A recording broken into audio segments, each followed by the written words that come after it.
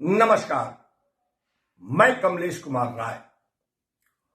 वाराणसी में पिछले 6 फरवरी को करंट लगने के बाद एक विद्युत संविदा कर्मी की मौत के लिए जिम्मेदारों के पक्ष में जिस ढंग से ट्रेड यूनियनों द्वारा बखेड़ा बनाने का प्रयास किया जा रहा है वह दुर्भाग्यपूर्ण है। यही सोच और कार्यशैली का नतीजा है कि पिछले 1.5 वर्षों के अंदर वाराणसी से लेकर जौनपुर, बलिया, गाजीपुर और वाराणसी शहर में दोबारा इस तरीके की दुर्घटना देखने को मिल रही है। संविदा कर्मियों की दुर्भाग्यपूर्ण मौत का सिलसिला थमने का नाम नहीं ले रहा है। महत्वपूर्ण यह है कि जिस संविदा कर्मियों को अपने आंदोलनों से जोड़ने के लिए बेताब दिखने वाले ट्रेड यूनियनों के लोग हमेशा अपने धरना प्रदर्शनों और अपनी ट्रेड यूनियनों की सदस्यता के लिए इन संविदा कर्मियों के आगे पीछे घूमते देखे जाते रहे हैं, वही ट्रेड यूनियन इन संविदा कर्मियों की मौत पर एक दूसरा राग अलापने लगती है। कुल मिलाकर जिस ढंग से संविदा कर्मी की मौत पर पूरा मामला ट्विस्ट करने का प्रयास किया जा रहा है, इसे किसी भी मामले में बेहतर नहीं माना जा सकता। विद्युत मंत्री श्रीकांत शर्मा के कड़े तेवर के बाद पूर्वांचल प्रबंधक ने निदेशक स्तर के एक अधिकारी के नेतृत्व में जांच कमेटी का गठन किया गया था। निदेशक के नेतृत्व में जांच कमेटी की संस्तुतियों पर कार्रवाई की जा रही है। पूर्वांचल विद्युत वितरण के निदेशक कार्मिक शेष कुमार बघेल ने उपभोक्ता मंच को बताया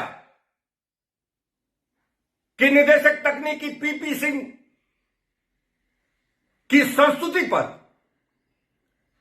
जूनियर इंजीनियर ललित मोहन चतुर्वेदी को जहां एक तरफ निलंबित करने के साथ सहायक अभियंता पवन कुमार राय को स्थानांतरित करने के लिए सक्षम अधिकारियों को निर्देशित किया गया है, वहीं दूसरी तरफ अधीक्षण अभियंता आर.एस. प्रसाद, अधिशासी अभियंता बी.के. सिंह और मुख्य अभियंता मनोज अग्रवाल के विरुद्ध प्रबंधन द्वारा कारण बताओ नोटिस भेजा जा रहा है। इस कार्रवाई के बाद अपनी न्यूसेंस कार्यशैली के तहत जिस ढंग से जूनियर इंजीनियर संगठन द्वारा प्रबंधन पर दबाव डालने का प्रयास किया जा रहा है वह समझ से परे है। वहीं अभियंता संघ द्वारा भी जूनियर इंजीनियर संगठन की राह पर चलते उनके द्वारा बनाए जा रहे माहौल का सहारा लेकर बैतरनी पार करने का प्रयास किया जा रहा है। कुल मिलाकर स्थितियों को बिगाड़ने का भरपूर प्रयास जारी है। वहीं आर.एस. प्रसाद अधीक्षण अभियंता द्वारा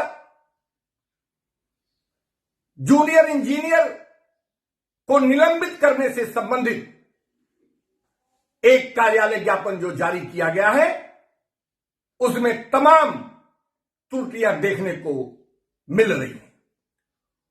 उपभोक्ता मंच के पास संबंधित कार्यालय ज्ञापन की प्रति उपलब्ध है। इस कार्यालय ज्ञापन देखने से लग रहा है कि निश्चित रूप से इसे हड़बड़ी में जारी करने का काम किया गया है। कार्यालय ज्ञापन के ऊपर सहायक अधीक्षण अभियंता कार्यालय के बजाय प्रबंध निदेशक कार्यालय के द्वारा ओएम की बात कही गई है। वहीं दूसरी तरफ डिस्पैच नंबर पर अधीक्षण अभियंता कार्यालय का डिस्पैच नंबर अंकित है। सबसे महत्वपूर्ण यह है कि अधीक्षण अभियंता द्वारा निलंबित अवर अभियंता को मुख्य अभियंता कार्यालय से संबद्ध किया गया है, जो नियमानुसार गलत बताया जा रहा है।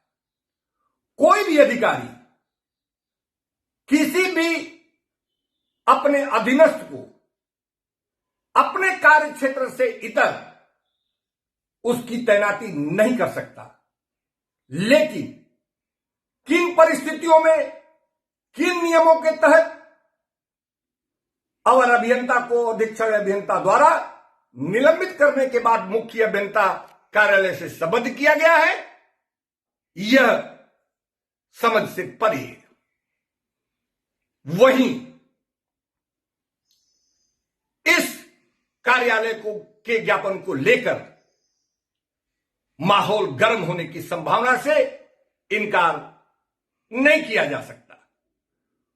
कुल मिलाकर जाने अनजाने में या सोची समझी नियत से इस तरीके के कार्यालय ज्ञापन कराए गए हैं, यह उच्चाधिकारियों को देखने की जरूरत है। लेकिन इस कार्रवाई के बाद जिस ढंग से ट्रेड यूनियनों द्वारा शालीनता और गंभीरता का परिचय देने की जरूरत थी, उससे अलग हटकर पूरे माहौल को बिगाड़ने का काम, एक खौफ बनाने का प्रयास किया जा रहा है, वह किसी भी हालत में बेहतर नहीं समझा जा सकता। नतीजतन कार्रवाई के बाद अधीक्षण अभियंता पूरे दिन तक अपने कार्यालय से लापता रहे। मुख्य अभियंता कार्यालय में जूनियर इंजीनियर संगठन और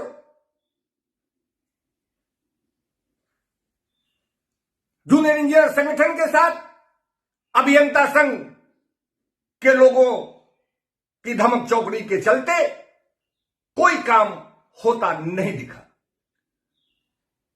शाम होते होते मुख्य अभियंता के द्वारा जानकार सूत्रों के मुताबिक प्रबंध निदेशक कार्यालय को सहायक अभियंता को स्थानांतरित करने संबंधी आदेश से अवगत कराया गया। कुल मिलाकर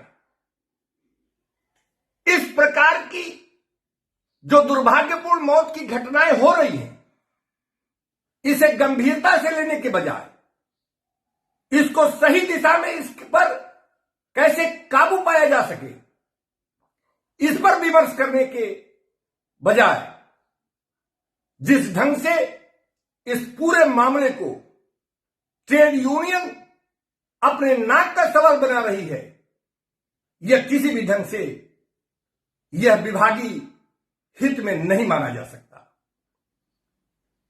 विद्युत मंत्री श्रीकांत शर्मा द्वारा जिस ढंग से ट्वीट कर पूर्वांचल प्रबंधन को इस बात के लिए चेताया गया कि वह इस बात को सुनिश्चित करें कि आगे आने वाले दिनों में इस तरीके की घटनाएं न हो सके।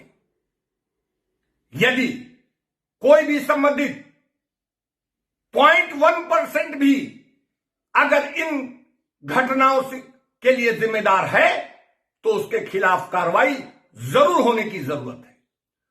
किसी भी स्थिति में, किसी भी दबाव में आकर प्रबंधन को पीछे हटने की जरूरत नहीं होनी चाहिए। कुल मिलाकर जिस ढंग से सकारात्मक रुख अपनाने के बजाय इस इंडस्ट्री में लोगों के द्वारा माहौल को गर्म किया जा रहा है, माहौल बिगाड़ने का काम किया जा रहा है, यह निश्चित रूप से बेहतर नहीं है।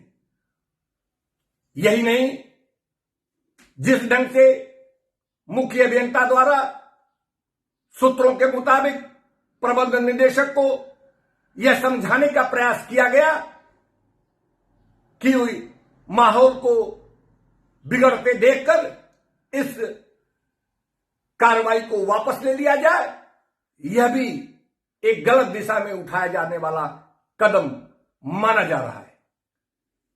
पूर्वांचल प्रबंधन को हर स्थितियों को ध्यान में रखते हुए यह सुनिश्चित करना होगा कि आने वाले दिनों में गरीब संविदा कर्मी जो मात्र 9,000 रुपए माहवार पर अपनी जान जोखिम में डालकर खंभों पर चढ़कर हाई टेंशन तारों को ठीक करने का काम करते हैं, उनके साथ इस तरीके की घटनाएं न घटें। उनको सुरक्षा किट उपलब्ध कराना प्रबंधन की जिम्मेदारी है। साथ ही शटडाउन लेने से लेकर शटडाउन वापस तक की जिम्मेदारियों को भी संबंधित जूनियर इंजीनियर और उपखंड अधिकारी से लेकर साथी अभियंता तक सुनिश्चित करने की आवश्यकता है। अगर इन मानकों की अनदेखी की जाती रहेगी तो इसी तरीके की दुर्भाग्यपूर्ण घटनाएं होंगी और इससे बचना लगभग नामुमकिन हो जाएगा। ऐसी स्थिति में इन घटनाओं की पुनरावृत्ति न हो, इन घटनाओं को तत्काल प्रभाव से रोकने का पूरा प्रयास करने की जरूरत है। उपभोक्ता मंच निश्चित रूप से कारपोरेशन स्तर पर पहली बार इस तरीके की बड़ी कार्रवाई करने के लिए प्रबंध निदेशक डॉक्टर सरोज के साथ शेष कुमार बघेल और पीपी सिंह डायरेक्टर टेक्निकल को विशेष रूप से बधाई देना चाहेगा, धन्यवाद ज्ञापित करना चाहेगा, क्योंकि इस तरीके की घटनाओं के लिए निश्चित रूप से सकारात्मक स्थिति बनाने के लिए, सही दिशा में काम करने के लिए इस प्रकार के बड़े निर्णय लेने ही होंगे।